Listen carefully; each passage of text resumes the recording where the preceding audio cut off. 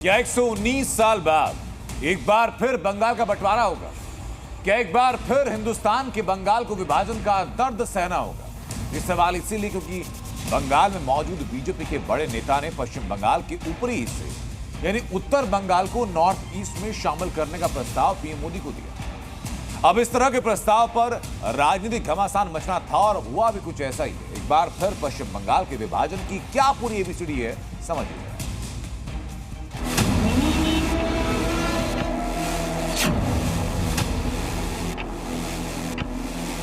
Proposal আমি মাননীয় প্রধানমন্ত্রীকে দিয়েছি। এবার মাননীয় প্রধানমন্ত্রী তার বিচার করবেন এবং আগামী দিনে क्या फिर बंटने वाला है बंगाल? ये कैसी सियासी चाल? ये लोग पहले से गोरखालैंड का भी पक्ष में थे, बीजेपी। बाद में अभी एरिया बढ़ा दिया और उत्तर बंगाल तक पहुंच गए। तीसरी बार होगा बंगाल विभाजन, बंटवारे पर शुरू सियासी रण। ये फालतू बात कर रहा है, ये होता ही नहीं। बंगाल में भाट काट नहीं होगा, सब मिलके चलते हैं। North Bengal, South Bengal, West Bengal सब है। उत्तर बंगाल पर बीजेपी की नजर, नॉर्थ ईस्ट में शामिल हो बंगाल के शहर। जो स्थिति है आज, चाहे वो सामाजिक स्थिति हो या अर्थनैतिक स्थिति हो, चाहे वो किसी निवेश का बात हो, वो पीछे है। कला, साहित्य, संस्कृति और खान पान के साथ साथ पश्चिम बंगाल की सियासत भी देश को चौंकाती रही है और इस बार बंगाल बंटवारे की आवाज ने पश्चिम बंगाल की सियासत में उबाल ला दिया है। सबसे पहले आपको बता दें कि बंटवारे के ये सियासी बोल शुरू कहां से हुए। दरअसल बंगाल बीजेपी के अध्यक्ष और केंद्रीय मंत्री सुकांता मजूमदार ने केंद्र सरकार को एक प्रस्ताव दिया है। उसमें उत्तर बंगाल को नॉर्थ ईस्ट में शामिल करने की बात कही गई है। सुकांता मजूमदार ने बुधवार को पीएम मोदी से मिलकर बंगाल बंटवारे का प्रस्ताव पेश किया।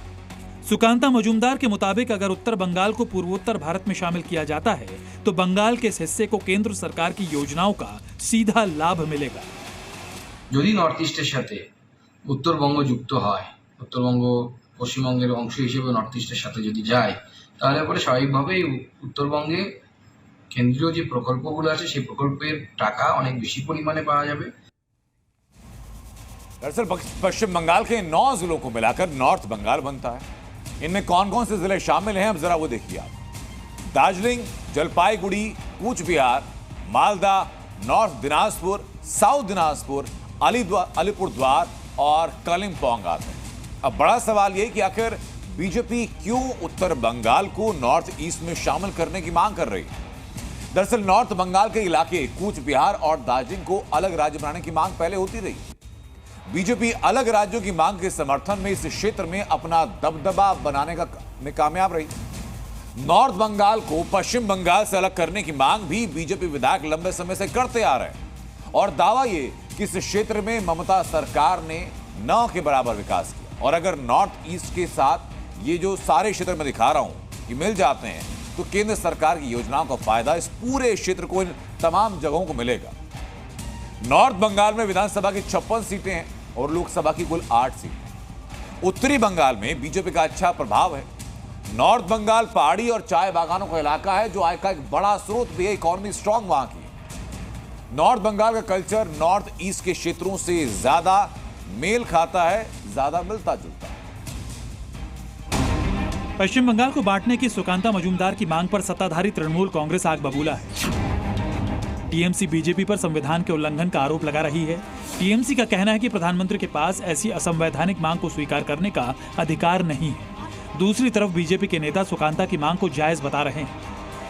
ये फिर से ये हारने के बाद ये नॉर्थ बंगाल थोड़ा अलग ये बंगाल से अलग करने का प्रोवोकेशन, ये सब स्मेल आ रहा है, बदबू आ रहा है उनका ये सब बात से। उत्तर बंगाल का उत्तर बंग का जितना भी आदमी है सब चाहते हैं जे नॉर्थ ईस्ट जोन का साथ शामिल हो।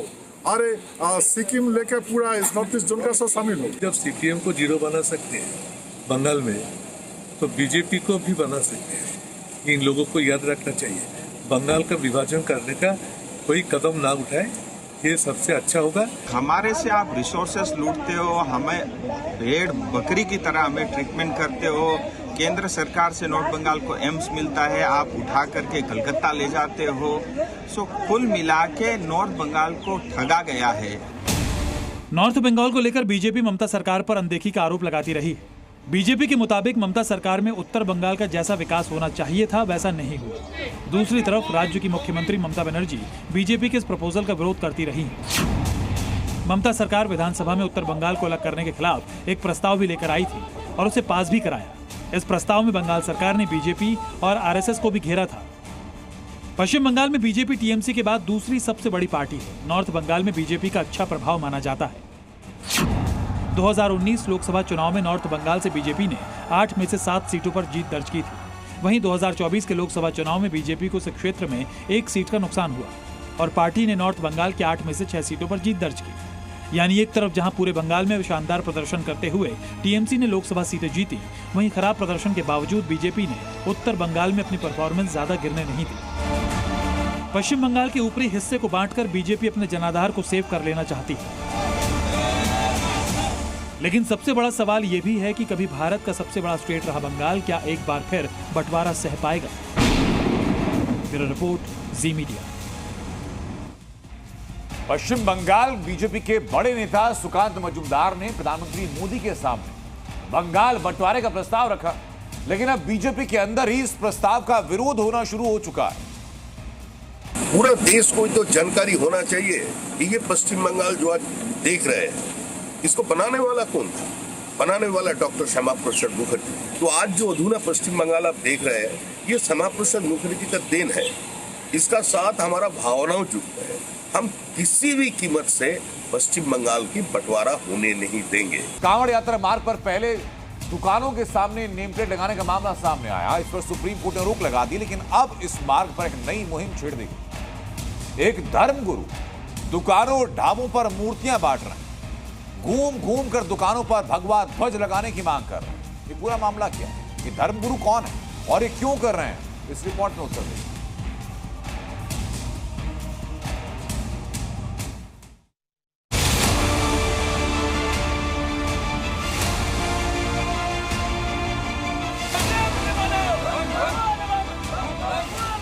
श्री राम ढाबे के दुकानदार को बाबा ने भगवान की तस्वीर भेंट की। श्री श्याम ढाबा के मालिक को भी यही तस्वीर दी गई। ये संत कन्हैया शुद्ध ढाबा पर भी पहुंचे। पंडित जी के ढाबे पर, श्री गुरु नानक टूरिस्ट ढाबे पर, एमके जूस कॉर्नर पर बाबा हर एक दुकान पर जाकर हिंदू देवता की तस्वीर बांट रहे हैं। मानो ये बाबा दुकानों से नेम प्लेट हटाने के सुप्रीम आदेश के बाद नई मुहिम में जुट गए। आपको बताएं कि ये बाबा कौन है, उससे पहले जान लीजिए कि ये मुजफ्फरनगर का वही कांवड़ मार्ग है जहां कुछ दिनों पहले ही दुकानों पर नेम प्लेट को लेकर कलह मची और अब ये बाबा उसी रास्ते में बने हिंदू दुकानदारों को ये मूर्तियां बांट रहे हैं। बहरहाल ये बाबा हैं स्वामी यशवीर जी महाराज और आपकी जानकारी के लिए बता दें कि इन्होंने ही सबसे पहले दुकानों के बाहर नेम प्लेट लगाने की मुहिम शुरू की, लेकिन इस पर सुप्रीम रोक लगने के बाद अब ये फिर मैदान में उतर गए। स्वामी यशवीर जी महाराज ने कांवड़ मार्ग पर पड़ने वाले हिंदू दुकानदारों से अपील की है कि अपनी दुकानों पर हिंदू धर्म के प्रतीक लगाएं ताकि कांवड़ियों को पहचान करने में आसानी हो। जहाँ भी आपका होटल, ढाबा, चाय की दुकान, मिठाई की दुकान, जूस की दुकान, फलों की दुकान या खाद्य पदार्थ की कोई भी दुकान है, उस पर अपना और अपने पिता का मोटे अक्षरों में नाम लिखो, अपने आधार कार्ड की ट्रू कॉपी लगाओ। महंत जी दावा कर रहे हैं कि उनका यह अभियान कांवड़ यात्रियों के लिए, उनकी तपस्या के लिए, सावन के महीने में चल रही इस पवित्र यात्रा के लिए। क्यों? भगवान वाराह का जहाँ पर चित्र है वहाँ पर भोजन में थूकने का, मूत्र करने का या गौ मांस डालने का ऐसा घृणित कार्य नहीं होगा। जहाँ भगवान वाराह की मूर्ति है, वहाँ चित्र है, वहाँ आपको सात्विक शुद्ध भोजन मिलेगा। अपने इस अभियान के तहत महंत यशवीर ने मुजफ्फरनगर में घूम घूम कर हिंदू ढाबों पर जाकर भगवान वराह की तस्वीर बांटी, जिस पर उन्हें जबरदस्त समर्थन मिल रहा है। महाराज जी ने जो चित्र हमें दिया था, हमने वो अपने यहाँ पे लगाया। आप देख सकते हैं लगा हुआ है हमारे यहाँ पे। उसका लाभ मुझे भी मिलेगा और मेरा मानना ये है कि कांवड़ियों को भी इसका लाभ बहुत ज़्यादा होगा। महंत यशवीर का यह फॉर्मूला ढाबा मालिकों के बीच हिट दिख रहा है। लेकिन नाम और पहचान के बाद मूर्ति वाले इस मुहिम पर बवाल मच गया। एक तरफ जहां हिंदू धर्मगुरु इसे सराह रहे हैं, वहीं मुस्लिम स्कॉलर इसे सांप्रदायिक कदम करार दे रहे हैं। जब वो कांवड़ यात्राएं निकल रही हैं, ये हिंदू गुरु बाबा यशवीर जी मुसलमानों और हिंदुओं के दरमियान टकराव कराना चाहते हैं और एक खाई खोद रहे हैं, जबकि ये इस तरह के बयानात देश को नुकसान पहुंचाने वाले हैं, समाज के ताने बाने को तोड़ने वाले हैं। अब हिंदुओं को अपने अधिकारों को सुनिश्चित करने के लिए, अपने पर्वों और त्योहारों की पवित्रता को बरकरार रखने के लिए आगे आना पड़ेगा। हर बार शासन प्रशासन, योगी जी, मोदी जी ही आपकी रक्षा के लिए काम करेंगे, ऐसा भी नहीं हो। महंत यशवीर की इस मुहिम ने एक बार फिर नाम पहचान वाला विवाद जिंदा कर दिया है। ऐसे में सवाल उठता है कि कांवड़ रूट पर ऐसी मुहिम चलाने की जरूरत क्यों पड़ी? दुकानदारों को नेम प्लेट और मूर्ति बांटने की जरूरत क्यों है? क्या इस तरह की मुहिम से नफरत की खाई नहीं बढ़ेगी? हर किसी को धार्मिक पहचान बताने की जरूरत ही क्यों? सावन के महीने में कांवड़ मार्ग पर कांवड़ियों की आस्था सर्वोपरि, लेकिन इस तरह की मुहिम कहीं न कहीं समाज को दो फाड़ में जरूर बांट रही है। ब्यूरो रिपोर्ट, जी मीडिया। महंत यशवीर घूम घूम कर ढाबों पर भगवान की तस्वीरें बांट रहे हैं। अब इन तस्वीरों को गौर से जरा दिखाते हैं आपको। ये तस्वीरें जरा आप गौर से देखिए। महंत यशवीर जिनकी फोटो दुकानों पर लगा रहे हैं, वो भगवान विष्णु के वराह अवतार की है। हर दुकान में यही तस्वीर बांटी गई। जिन दुकानों पर पहले से पंडित ढाबा लिखा गया, श्री राम की तस्वीर लगी है, आखिर उन दुकानों पर भगवान वराह की तस्वीर क्यों लगाई? अब सवाल है कि दुकानों पर खासकर वराह अवतार की तस्वीर क्यों? तो इसके पीछे महंत यशवीर की क्या सोच है, थोड़ी देर पहले जी न्यूज के स्टूडियो में हमने जानने की कोशिश की। आप सुनिए। यशवीर महाराज जी, आपने वराह अवतार की ही मूर्ति लगाने को क्यों कहा? देखिए, ऐसे होटल ढाबे जो हमारे देवी देवताओं के नाम से चलाए जाते, उनके चित्र देवी देवताओं के उनके होटल ढाबे, चाय की दुकान, मिठाई की दुकान आदि खाद्य पदार्थ की जो दुकानें उन पर होते, लेकिन उनके संचालक वे नहीं होते जिनके ये देवता मैंने आपसे सवाल सीधा सा किया था। हमने कहा आपने गणेश जी के बारे में नहीं कहा कि ये मूर्ति लगाओ, आपने शिव जी के बारे में नहीं कहा, आपने वराह अवतार की मूर्ति लगाने को कहा, क्यों? तो देखिए, जब उनके वे संचालक इस तरह की हरकतें करते तो फिर हमें जवाब नहीं दिया आपने। हाँ, नहीं, वही हमें उसी प्रकार का भोजन मिल जाता।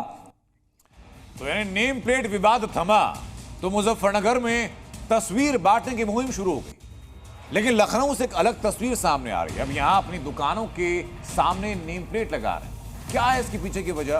देखिए इस ग्राउंड रिपोर्ट।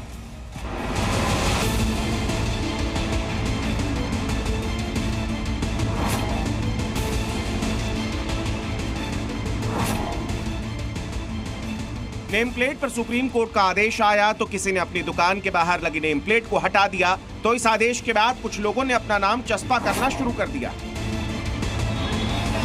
मुजफ्फरनगर के कुछ ढाबों से लोगों ने नेम प्लेट को नोच कर फेंक दिया, तो वहीं लखनऊ में अब लोग अपनी दुकानों के बाहर अपनी पहचान चिपका रहे हैं। लखनऊ के नाका इलाके से आई इन तस्वीरों को देखिए। पकवान की दुकान, मिठाई की दुकान और फलों की दुकान पर लोगों ने अपना नाम चिपकाना शुरू कर दिया। फल की इस दुकान पर दुकानदार बच्चा सोनकर ने कोरे कागज पर कलम से अपना नाम लिखकर लगा दिया। लखनऊ के नाका इलाके के तमाम जो फल विक्रेता हैं, उन्होंने अपनी अपनी दुकानों के सामने ये नेम प्लेट लगा रखी है। आप देख सकते हैं कि ये फल विक्रेता हैं बच्चा सोनकर, जिन्होंने अपनी दुकानों के आगे जो है बाकायदा यहाँ पर रही है। इनसे बात करते हैं। बच्चा जी, क्यों आप लोग? जी, हम लोग हिंदू हैं, हम लोग अपना पहचान बनाने के लिए फल फ्रूट लगाए हैं।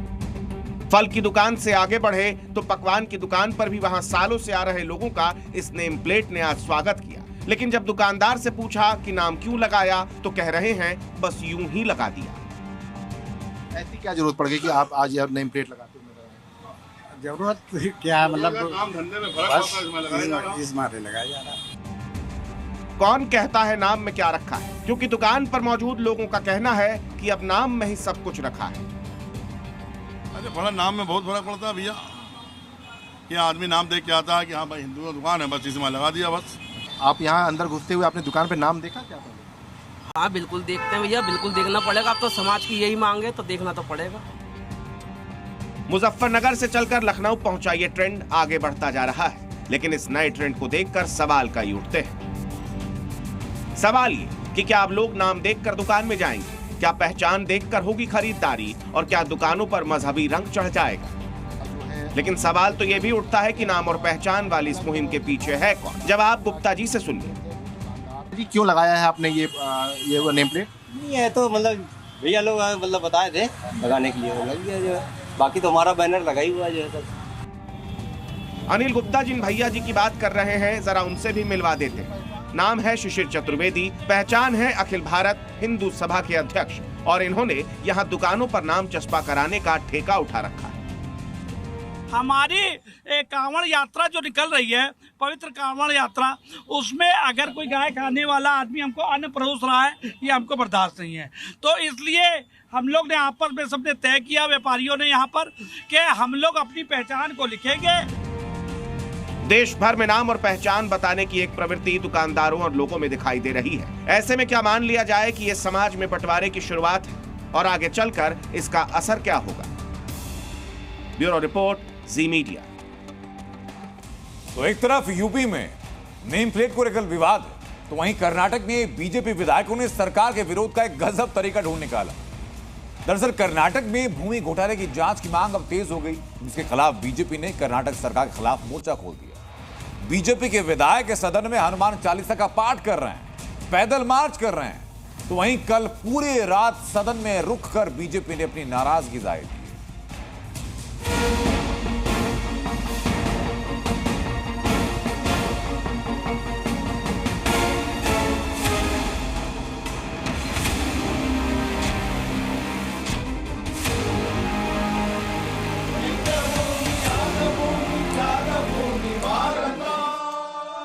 कर्नाटक विधानसभा में हनुमान चालीसा का पाठ।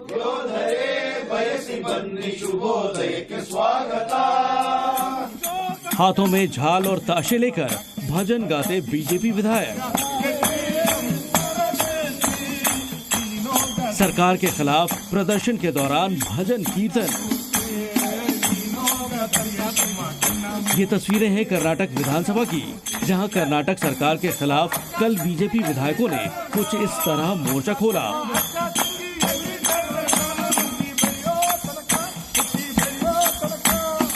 कर्नाटक विधानसभा का माहौल कल पूरी तरह भक्तिमय था।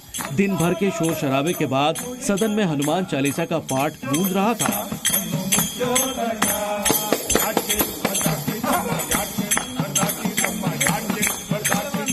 बीजेपी ने पहले पूरे दिन भ्रष्टाचार पर सरकार को घेरा। MUDA घोटाले पर चर्चा की मांग पर अड़े रहे। अनुमति नहीं मिली तो रात में विधानसभा परिसर में ही सो गए। बीजेपी विधायक हाथों में तकिया, बिस्तर और कंबल लेकर पहुंचे। मेज पर मिनरल वाटर की बोतलें थीं। रात में हल्की भूख लगे तो नमकीन और चिप्स के पैकेट्स का इंतजाम। हरे कारपेट पर बिस्तर लगाकर अपनी थकान मिटा रहे ये हैं कर्नाटक बीजेपी के विधायक, जो कर्नाटक सरकार के खिलाफ प्रदर्शन कर रहे हैं। शाम ढलते ढलते विधायकों ने सदन में रुकने का फैसला ले लिया। सिपह सालारों को आवाज दौड़ाया गया। आरामदायक नींद के लिए हाफ पैंट, लोअर और टी-शर्ट मंगवाए गए। पूरी रात सदन में गाना बजाना भी हुआ। हर उम्र के विधायकों ने मिलकर एकजुटता का प्रदर्शन किया। कोई रात भर जगा तो जिसे जगह नहीं मिली वहीं सो गया। कई विधायक फर्श पर लेटे नजर आए तो कोई सोफे और कुर्सियों पर सो गए। सुबह जब प्रदर्शन खत्म हुआ तो माथे पर बिस्तर लेकर विधायकगण अपने अपने आवास प्रस्थान कर गए।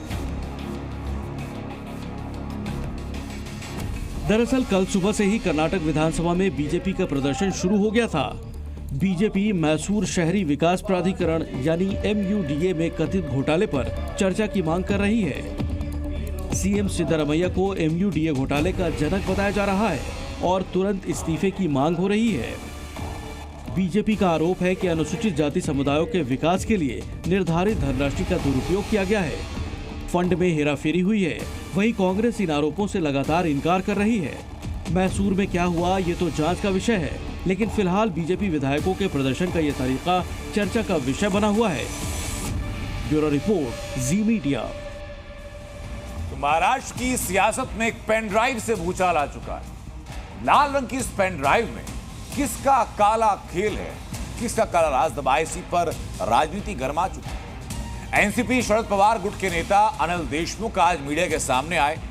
आरोप लगाया कि देवेंद्र फडणवीस और उनकी टीम ने उद्धव ठाकरे, आदित्य ठाकरे और अजित पवार समेत कई नेताओं को झूठे केस में फंसाने की साजिश रची और इसके सबूत उनके पास इस पेन ड्राइव में हैं। इसके जवाब में फडणवीस भी एक और पेन ड्राइव लेकर के उनका हवाला देने लगे। ये pen drive versus pen drive, मामला क्या है इस रिपोर्ट में।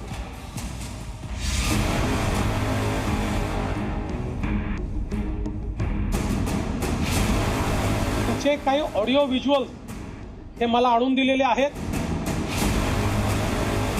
देवेंद्र फडणवीस ने मुझे उस वक्त उद्धव जी ठाकरे के खिलाफ मैं एफिडेविट करने के लिए बोला था, अजित पवार के खिलाफ झूठा एफिडेविट करने के लिए बोला था। त्यामध्ये ते उद्धव ठाकरेंबद्दल काय बोलतायत, ते पवार साहेबांबद्दल काय बोलतायत। उन्होंने उनके पास जो वीडियो क्लिपिंग्स है मेरे बारे में, उसको उन्होंने जग जाहिर करना चाहिए, लोगों के सामने लाना चाहिए। महाराष्ट्र की सियासत में इस लाल पेन ड्राइव ने भूचाल ला दिया है। अब सारे मुद्दे हवा हैं और ये पेन ड्राइव ही महाराष्ट्र में विपक्ष की सियासत की फिलहाल सबसे बड़ी दवा है। ये पेन ड्राइव ठीक उस दवा की तरह है जो देखने में तो छोटी होती है लेकिन उसका असर समूचे शरीर पर होता है। उसी तरह से ये छोटी सी पेन ड्राइव फिलहाल समूचे महाराष्ट्र की सियासत पर असरदार है, क्योंकि इस पेन ड्राइव के जरिए एनसीपी शरद पवार ग्रुप के नेता अनिल देशमुख ने आरोपों का ऐसा डेटा सियासी गलियारों में फाइल किया है जिससे समूची महाराष्ट्र की सियासत हिल गई है। देवेंद्र फडणवीस ने मुझे उस वक्त उद्धव जी ठाकरे के खिलाफ मैं एफिडेविट करने के लिए बोला था, आदित्य ठाकरे के खिलाफ मैं झूठा एफिडेविट करने के लिए बोला था, अजित पवार के खिलाफ झूठा एफिडेविट करने के लिए बोला था। सुना आप, अनिल देशमुख बता रहे हैं कि उनके हाथ में जो पेन ड्राइव है वो बीजेपी की कार्यप्रणाली की असलियत का जीता जागता काला चिट्ठा है। वो आरोप लगा रहे हैं कि महाराष्ट्र में कैसे फडणवीस एंड कंपनी ने उन पर जेल जाने से बचने के लिए दबाव बनाने का प्रयास किया और उसके लिए 2021 में महाविकास आघाड़ी के उद्धव ठाकरे, आदित्य ठाकरे, अजित पवार समेत कई नेताओं को फंसाने के लिए गलत एफिडेविट पर हस्ताक्षर कराने की कोशिश की गई और उन्होंने हस्ताक्षर नहीं किए। वो दावा कर रहे हैं कि ये वो वीडियो सबूत हैं जिनके आरोप वो और विपक्ष पिछले 10 सालों में बीजेपी की केंद्र सरकार से लेकर राज्य सरकारों पर लगाते रहे हैं और अब दावा कर रहे हैं अगर किसी को शक हो तो वीडियो बम फोड़ कर दिखा दूं। देवेंद्र फडणवीस और जो मैंने देवेंद्र फडणवीस के ऊपर आरोप लगाया था कि उन्होंने मुझे झूठे आरोप में फंसाया और हमारे सब नेता के ऊपर आरोप करने के लिए मुझके ऊपर दबाव डाला था, एफिडेविट करने के लिए बोला था, उसका सभी वीडियो रिकॉर्डिंग मेरे पास में है। ये पेन ड्राइव है। अब संगीन आरोपों से भरी ये लाल पेन ड्राइव सियासत में डिटेक्ट हुई तो संगीन आरोपों से क्रुद्ध महाराष्ट्र के डिप्टी सीएम ने अपना डेटा फाइल कर दिया। फडणवीस ने देशमुख के आरोपों को झूठ करार देते हुए उनके खिलाफ वीडियो सबूत होने का दावा किया। त्यांचे काही ऑडिओ व्हिज्युअल हे मला आणून दिलेले आहेत। त्यामध्ये ते उद्धव ठाकरेंबद्दल काय बोलतायत, ते पवार साहेबांबद्दल काय बोलतायत। आरोपों की पेनड्राइव प्रकट हुई तो महाराष्ट्र में सियासत भी तेज हो गई। महाराष्ट्र विकास आघाड़ी ने उसी पेनड्राइव को हथियार बनाकर महाराष्ट्र सरकार से लेकर केंद्र सरकार पर जमकर आरोपों के तीर चलाए।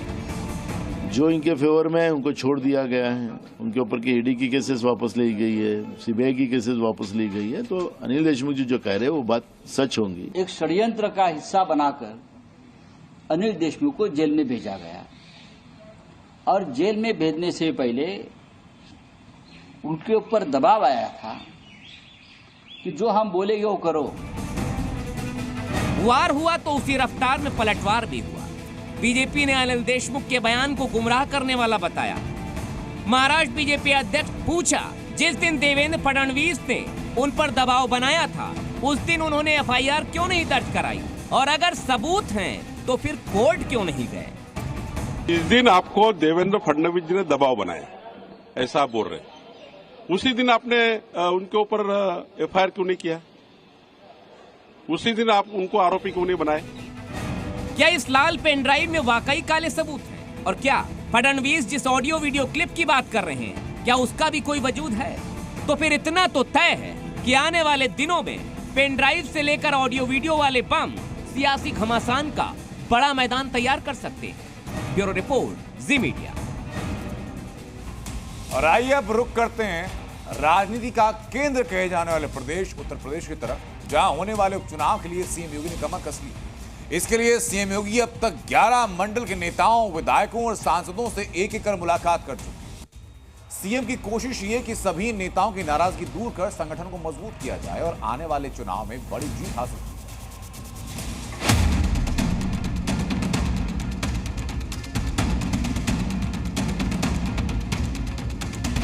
यूपी में अब अफसरशाही करने वाले अधिकारियों की खैर नहीं। यूपी में अब नहीं बचेंगे मनमानी करने वाले अधिकारी।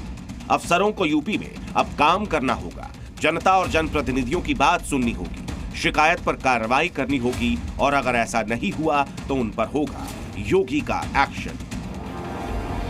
यूपी में बीजेपी को इस लोकसभा चुनाव में बड़ा झटका लगा, जिसके बाद समीक्षा का दौर शुरू हुआ, जिसमें बीजेपी नेताओं और कार्यकर्ताओं की नाराजगी सामने आई। इस बात का भी जिक्र हुआ कि अफसरशाही की वजह से जनप्रतिनिधियों की बात अधिकारियों ने नहीं सुनी, जिससे जनता की नाराजगी सामने आई। जो हुआ वो बीजेपी के लिए घातक था। लिहाजा नाराज नेताओं की नाराजगी दूर करने और संगठन को मजबूत बनाने के लिए सीएम योगी ने यूपी के हर मंडल के नेताओं, विधायकों, सांसदों से मुलाकात का दौर शुरू किया। इस बैठक में सीएम योगी ने नेताओं से मुलाकात कर 2027 का रोड मैप तैयार करने के साथ उनकी शिकायतों पर भी कार्रवाई का भरोसा दिया।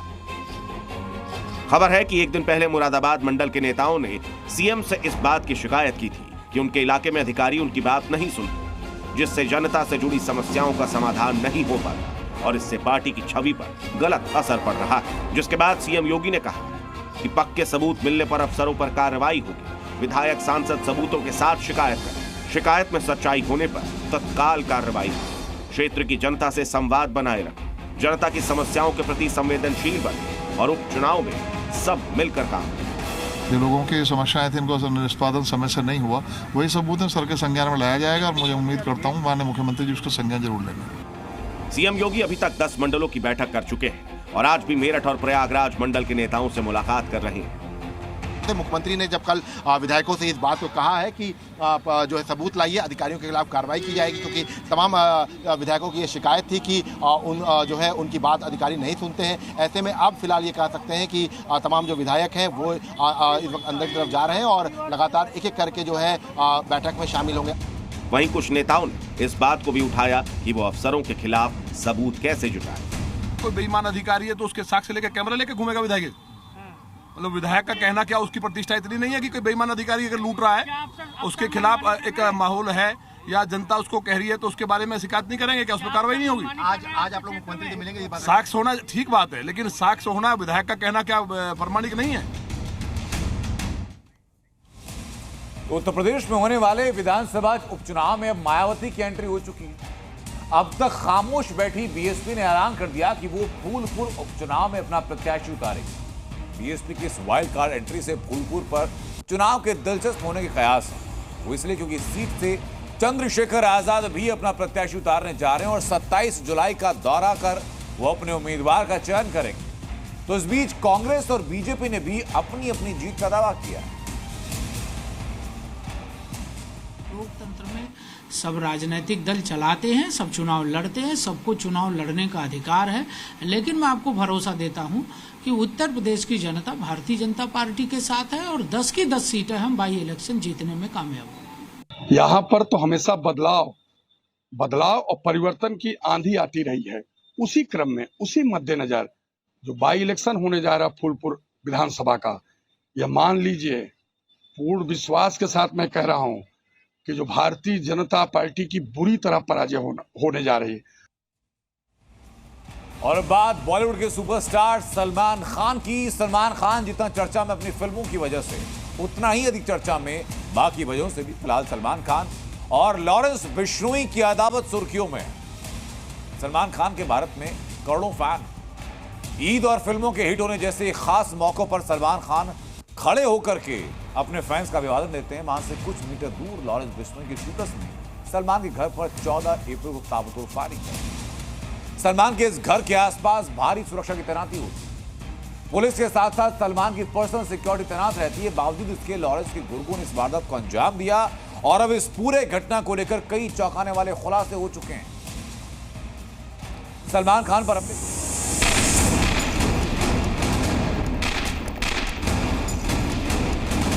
सुनो भाई लोग, सलमान के घर गोली चलानी है। ऐसा करो तुम लोग ना हेलमेट पहनकर मत जाना। फायरिंग के वक्त सिगरेट भी पीते रहना ताकि कॉन्फिडेंट दिखो। और सुनो, बिल्कुल जल्दबाजी नहीं करनी है। 1 मिनट लगे, 1.5 मिनट लगे, लगने दो, लेकिन गोलियां ताबड़तोड़ चलानी है और तुरंत चलानी है। एक बात और, उसके घर में कैमरा लगा है तो कैमरे में चेहरा जरूर आ जाए ताकि खौफ बना रहे।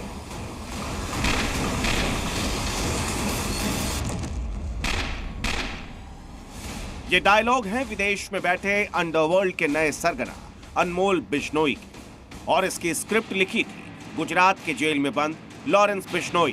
प्लान था सलमान खान के घर पर गोलियां चलाने, लेकिन उनके पीछे का मकसद था मुंबई अंडरवर्ल्ड में अपना वर्चस्व और दबदबा कायम करने।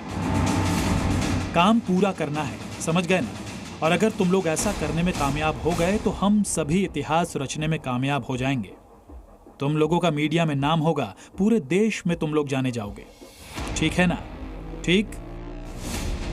ये लॉरेंस बिश्नोई के भाई अनमोल बिश्नोई का वो फाइनल कमांड है जिसके बाद लॉरेंस बिश्नोई के शूटर्स ने बॉलीवुड के सुपरस्टार सलमान खान के घर पर ताबड़तोड़ गोलियां चलाई, वो भी दिन के उजाले में और ठीक उसी अंदाज में जैसा हमलावरों को अनमोल बिश्नोई ने ऑर्डर दिया।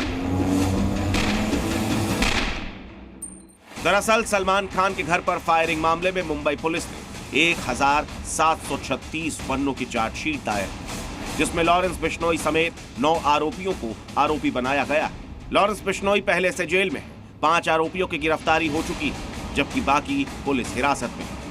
पुलिस की चार्जशीट में सलमान खान के भी बयान को शामिल किया गया। स्टेटमेंट में सलमान ने साफ कहा कि उनके और उनके परिवार वालों को जान से मारने की नीयत से ही फायरिंग की गई। इतना ही नहीं, सलमान खान ने उनके घर पर हुए हमले की पूरी जानकारी भी साझा की।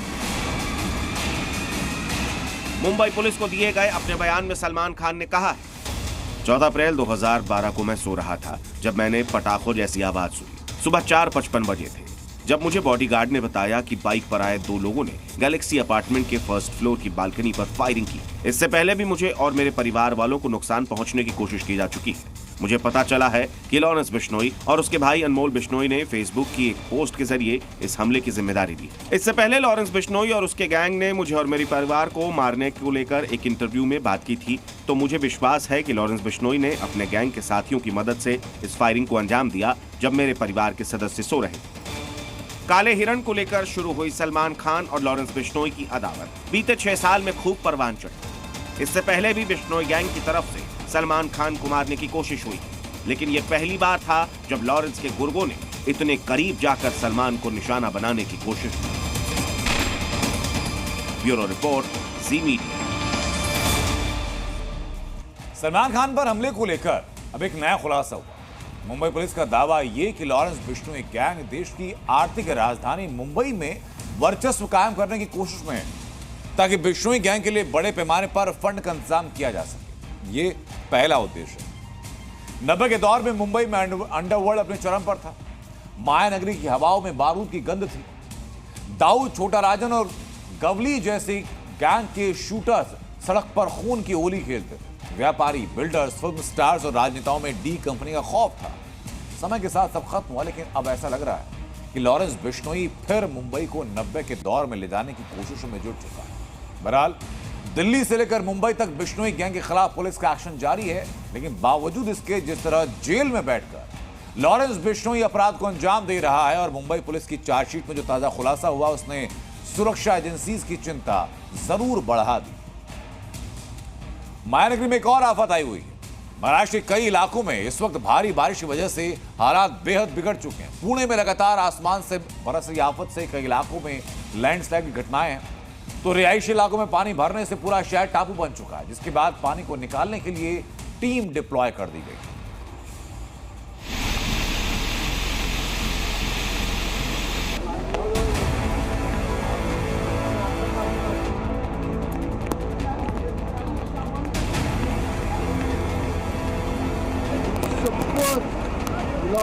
महाराष्ट्र के कई इलाकों में इस समय आफत की बारिश हो रही है। हालात ये हो गए हैं कि भारी बारिश की वजह से वहां बाढ़ के हालात बन गए हैं और लोगों को अपनी जान बचाने के लिए पलायन को मजबूर होना पड़ रहा है। महाराष्ट्र के पुणे में लगातार हो रही बारिश की वजह से नदियां उफान पर आ गई हैं और अपने किनारों को तोड़ते हुए रिहायशी इलाकों में घुस गई, जिसके बाद वहां हर तरफ पानी ही पानी नजर आया।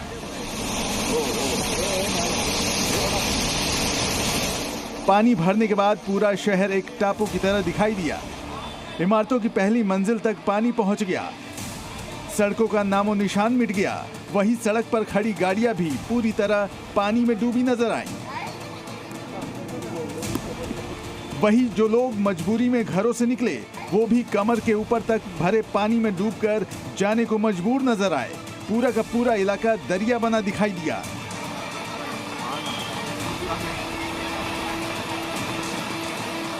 इस दौरान लोगों के घरों में भी पानी भर गया, जिससे उनकी परेशानियां और बढ़ गई। वहीं सड़कों पर पानी ऐसे बहता नजर आया कि मानो वहां कोई नदी तेज रफ्तार में बह रही हो। सीढ़ियों से गिरते पानी को देखकर लगा कि कोई झरना बह रहा हो।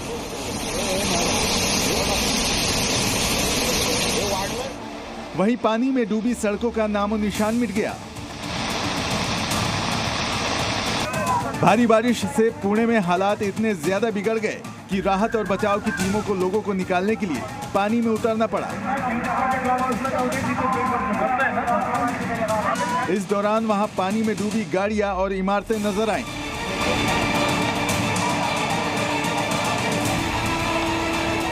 जिसमें फंसे लोगों को नाव के जरिए वहां से बाहर निकाला गया। इस दौरान सबसे पहले बच्चे और बुजुर्गों को निकालकर सुरक्षित जगहों तक पहुंचाया गया। वहीं हालात को देखते हुए पुणे में स्कूल और कॉलेज बंद कर दिए गए। पुणे में कल रात से भारी बारिश हो रही है। नतीजा पुणे के अलग अलग एरिया में बाढ़ का पानी घुसने के मामले सामने आ रहे हैं। पुणे के 12 जो सोसाइटी है उस सोसाइटी में रात को 3 बजे बाढ़ का जो पानी है वो घुस चुका है। यहाँ तक जो मुड़ामुठा नदी है वहाँ में जो एक स्थित मंदिर है वो भी बाढ़ के नीचे गया है। पुणे के लवासा में भी भारी बारिश की वजह से कई जगहों पर लैंडस्लाइड हो गई, जिसके बाद वहां फंसे लोगों को राहत और बचाव की टीमों ने निकाला। कुछ लोग बाढ़ के पानी में फंसे दिखे, जिन्हें रस्सियों की मदद से निकाला गया। वहीं जमीन खिसकने की वजह से वहां एक मकान भी गिर गया, जिसके बाद वहां फंसे लोगों को निकालने के लिए राहत और बचाव की टीम कोशिश करती नजर आई। बताया गया कि इस दौरान कुछ लोग घायल भी हुए। भारी बारिश से मध्य प्रदेश का कटनी भी बेहाल हो गया। वहां बारिश का असर ट्रेन की आवाजाही पर भी पड़ा। हालात इतने बिगड़ गए कि पानी में पटरी पूरी तरह से गायब हो गई, जिसके बाद कुछ लोग ट्रेन के आगे चलते नजर आए। ब्यूरो रिपोर्ट, जी मीडिया। जर्मनी ने इस्लामिक संगठनों पर बड़ी कार्रवाई करते हुए 50 से ज्यादा ठिकानों में छापेमारी की, कई मस्जिदों पर ताले लगा दिए और इस कार्रवाई में हैम्बर्ग शहर की खूबसूरत मस्जिद ब्लू मॉस्क पर भी ताला लगाया। आपको बता दें कि जर्मनी ने ईरान पर इस्लामिक कट्टरपंथ को बढ़ावा देने का आरोप लगाया।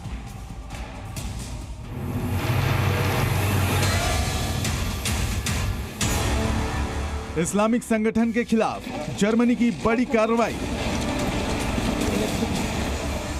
ईरान के चरमपंथी संगठन पर जर्मनी ने जड़ा ताला। जर्मनी में इस्लामिक शासन की कोशिश में है ईरान। टीवी स्क्रीन पर दिख रही ये तस्वीरें जर्मनी के नीली मस्जिद की है। ये मस्जिद देखने में बेहद खूबसूरत है, लेकिन इसके जरिए जिन इरादों को अंजाम देने की तैयारी थी वो बेहद खतरनाक थे।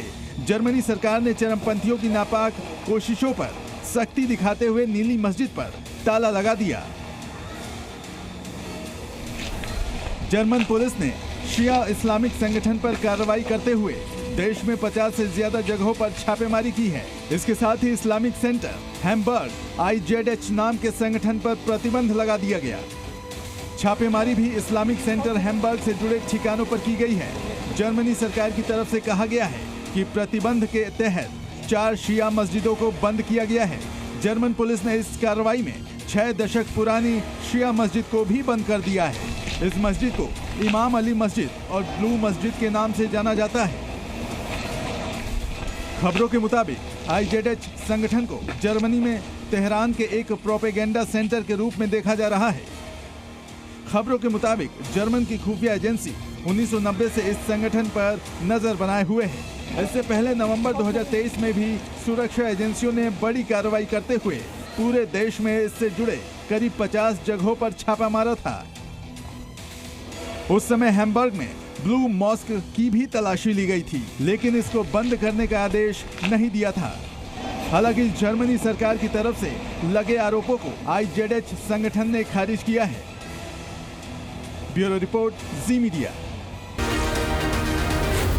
जी न्यूज़।